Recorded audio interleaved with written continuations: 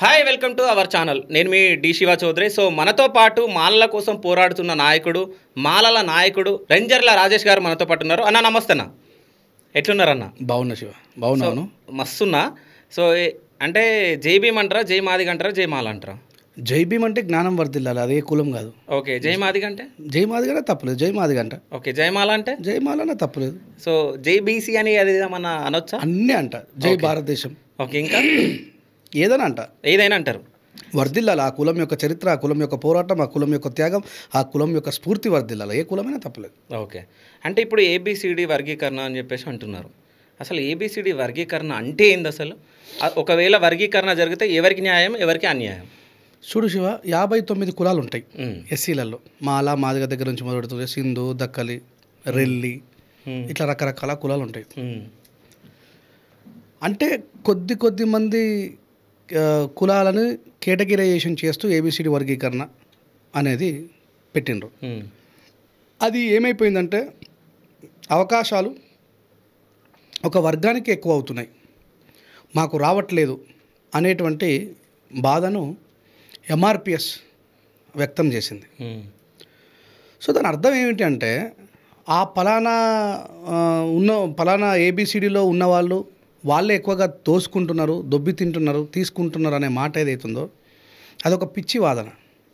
నిజంగా మాదిగలకు అన్యాయం జరిగితే మాలల కంటే వాళ్ళు A to Z చేసుకోవాలి. నువ్వు ఏబిసిడి అని నలుగురిని పెడితే 59 కులాలని 4కి ఎట్లా అంకితం చేస్తావు? A to Z జరగాలి కదా, ఎవరి కులానికి వాళ్ళే ఉండాలి. అంటే ప్రతిభ, అవకాశాలను అందిపుచ్చుకోవడం కోసం షెడ్యూల్ క్లాజ్లో ఒక లెక్క నడుస్తూ ఉంది.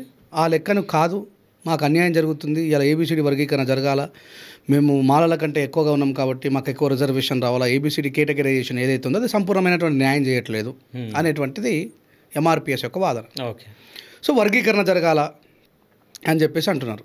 సో మేమేమంటున్నాం, రాజ్యాంగబద్ధమైన వర్గీకరణ జరగని, సెన్సెస్ తీసి జనాభా దామాషా ప్రకారం ఎంపైరికల్ డేటా తీసి ఎవరు విద్యావంతులైనరు, ఎవరు ఉద్యోగాలు సంపాదించుకున్నారు, ఈ డేటా అంతా సేకరించి రాజ్యాంగబద్ధమైన ఏబిసిడి వర్గీకరణ జరగాల. దానికి నేను మద్దతుగా ఉంటా. అవసరమైతే దానికోసం నా సహోదర కులంతోనే నేను పోరాటం చేస్తానని కూడా ప్రకటించడం జరిగింది.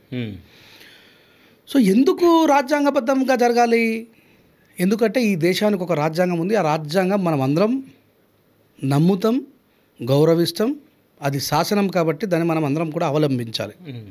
సో రాజ్యాంగ విరుద్ధంగా మేము చేసుకుంటామని బీజేపీతో దోస్తాం చేసి, ఇది హాస్యాస్పదం. నవ్వుకునే విషయం ఏంటంటే బీజేపీ యొక్క ప్రధానమైన ఎజెండా అంబేద్కర్ గారు రాసిన భారత రాజ్యాంగాన్ని తొలగించి మనువు రాసినటువంటి మనుస్మృతిని పెట్టాలనేది వాళ్ళ ఎజెండా.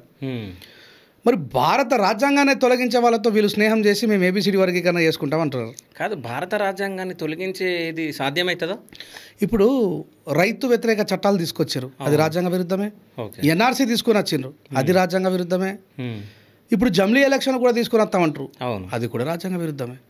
అంటే వీళ్ళకి ఏంటి అంటే వాళ్ళకి నచ్చినట్టు 1920లో మొదలైనటువంటి ఆర్ఎస్ఎస్ యొక్క ఎజెండా విజన్ 2020, ఓకే, మనం 2020 వరకు 100 సంవత్సరాల్లో ఈ దేశాన్ని పరిపాలించాలనేటువంటి కసితో, అకుంఠిత దీక్షతో, లక్షలాది మంది త్యాగంతో వాళ్ళు అక్కడికి రీచ్ అయినారు, చేరుకున్నారు.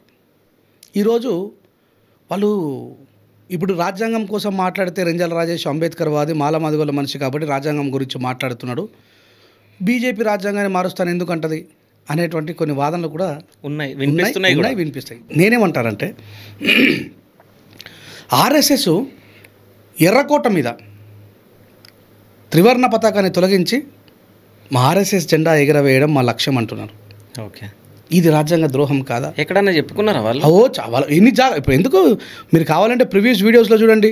ఆర్ఎస్ఎస్ వాళ్ళు మన 15th ఆగస్టుకు నీకు త్రివర్ణ పతాకాన్ని ఎగరవేయరు, వాళ్ళ పతాకాన్ని ఎగరవేసుకుంటారు. ఇంకో చిన్న ఎగ్జాంపుల్ చెప్తా. భారత మాత సింహం మీద ఇట్లా కూర్చొని ఉంటుంది కదా, ఆ తల్లి చేతిలో త్రివర్ణ పతాకం ఉంటుంది, కానీ వాళ్ళ భారత మాతకు మాత్రం కాషాయం జెండానే ఉంటుంది.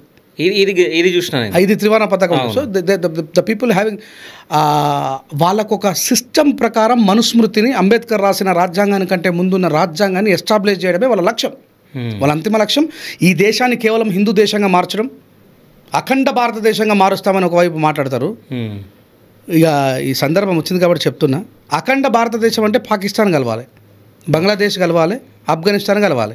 మరి వీళ్ళు తెల్లారి తెలిస్తే పాకిస్తాన్ వాళ్ళని తిడతారు. మరి ఇలా అఖండ భారతదేశం ఎట్లా సాధ్యమవుతుంది? అంటే ప్రజలకు అర్థం కావాలి, విశ్లేషకులు చెప్పాలి, వీళ్ళ అంతిమ లక్ష్యం అఖండ భారతదేశం అంటారు. గొప్ప విషయమే, ఐఎమ్ యాక్సెప్టెడ్ ఇట్. మళ్ళీ కేవలం హిందువులు మాత్రమే ఉండాలా, ఇది హిందూ దేశంగానే ఉండాలా, హిందువులు చెప్పిందే శాసనం కావాలా? కానీ తోటి హిందువులైన దళితులు మాత్రం గుళ్ళెకెళ్ళి బయటకు వెళ్ళగొట్టాలా, హారతి కాడికి రానియద్దు, గుళ్ళెకి రానియద్దు, వీళ్ళు అంటరానలు మాలమాదిగోలు వీళ్ళని దూరం పెట్టాలి. అది ఇప్పుడు ఉందా? ప్రతిరోజు జరుగుతూనే ఉంది, ప్రతిరోజు జరుగుతూనే ఉంది. మా మీద ఇన్ని అరాచకాలు. రీసెంట్గా నిన్నగాక మొన్న జరిగిన ఒక మన ఇద్దరు ఉద్యోగాలు చేస్తున్నటువంటి అమ్మాయి అబ్బాయి కలిసి వికారాబాద్ జిల్లా దగ్గర ఒక గుళ్ళోకి వెళ్ళి పెళ్లి చేసుకుంటామంటే అయ్యగారు పంతులు గారు మీరు ఎస్సీలు, మీరు గుళ్ళోకి రావద్దు, గుడి బయట పెళ్లి చేసుకోండి అని అంటే దానికి ఆయన నిరాకరిస్తే వాళ్ళ కొడుకు పెళ్లి చేసిన వాళ్ళు. ఇప్పుడు ముందట్లాగా లేదు కదా, ఎక్కడో జరిగితే తెలియదు. సోషల్ మీడియాలో ఆ పిల్లగాడు పెట్టాడు, మాకు ఇది జరిగిన అవమానం 2024లో కూడా భారతదేశంలో కులం యొక్క ప్రాక్టీస్ ఎట్లా నడుస్తుందో చూడని చెప్పి పోస్ట్ పెట్టిండు. మీలాగే క్రాంతి ఇంటర్వ్యూ చేస్తాడు చీకోడి ప్రవీణ్ అన్నని. అన్న మరి తోటి హిందువులే దళితుల మీద దాడులు చేస్తారు కానీ మీరు స్పందించారంటే 100% స్పందిస్తా, అసలు విషయాలు ఏమైనా ఉంటే నా దృష్టికి తీసుకురా అని చెప్పిండు. ఆ విషయాన్ని నేను విన్నా కాబట్టి నేను చీకోడి ప్రవీణ్ అన్నకు చేరవేసిన వికారాబాద్లో. అన్న మరి ఇట్లా మన తోటి హిందువుల మీద ఇట్లా అన్యాయం జరుగుతుందన్న, వాళ్ళని తక్కువ కులములో చెప్పి గుళ్ళోకి రానివ్వట్లేదు అంటే చీకోటి ప్రవీణ్ అన్న సానుకూలంగా స్పందించి ఇమీడియట్గా స్పందించి రాజేష్ అవసరమైతే మా గణపతి గుళ్ళో నేను పెళ్లి చేస్తా, వాళ్ళు ఒకవేళ పెళ్లి చేసుకోకపోతే ఇది తప్పు అని చెప్పి ఖండించి వాళ్ళకి మేము అట్రాసిటీ కేసు పెట్టాలని చెప్పేసి చెప్పిన తర్వాత అంటే ఒక హిందువుగా స్పందించిండు ప్రవీణ్ అన్న. మీకు నిజంగా హృదయపూర్వకంగా ధన్యవాదాలు. ఇది హిందుత్వంలో రావాల్సినటువంటి మార్పు. మన హిందువులే మన మీద అన్యాయం చేస్తున్నప్పుడు జ్ఞానవంతులైన హిందువులు అలాంటి అవమానానికి గురవుతున్న వాళ్ళ పక్షాన నిలబడితే హిందుత్వం బలపడుతుంది. సో అంటే బీజేపీ హిందుత్వం గురించి కొట్లాడతలేదా? ఏ మూర్ఖులలు. నేనేమంటున్నా, అఖండ భారతదేశం కావాలా, తెల్లారలేస్తే పాకిస్తాన్ బంగ్లాదేశ్లో చంపుదాం తిడదాం అంటారు. నువ్వు ప్రేమిస్తే నీ దగ్గరికి వస్తారు, నువ్వు ద్వేషిస్తే ఎట్లా వస్తారు? నీ అఖండ భారతదేశం ఎట్లా సాధ్యమైతే చెప్పు. This is the question. క్లియర్గా అర్థమవుతుంది కదా శివ నీకు.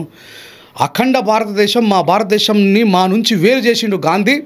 పాకిస్తాన్ భారతదేశం వేరు కావడానికి కారణం గాంధీ, అందుకే మా ఆర్ఎస్ఎస్ గాడ్స్ చంపేసిండు అని మాట్లాడతారు కదా వీళ్ళు. మరి పాకిస్తాన్ తిడతామేంది రా? పొద్దున్నెత్తే రాజకీయాల కోసం వాడు ఎట్లా ఏకమవుతాడు, నీ దాంట్లోకి ఎట్లా వస్తాడు, నీ దేశం మీద ఎట్లా కలుస్తాడు? అంటే చెవులో పువ్వులు పెడితే పెట్టించుకోవడానికి మేము పిచ్చోళంగా, మేము భారత రాజ్యాంగం మీద భారతదేశ సమగ్ర చరిత్ర మీద అవగాహన కలిగి ఉన్నాం.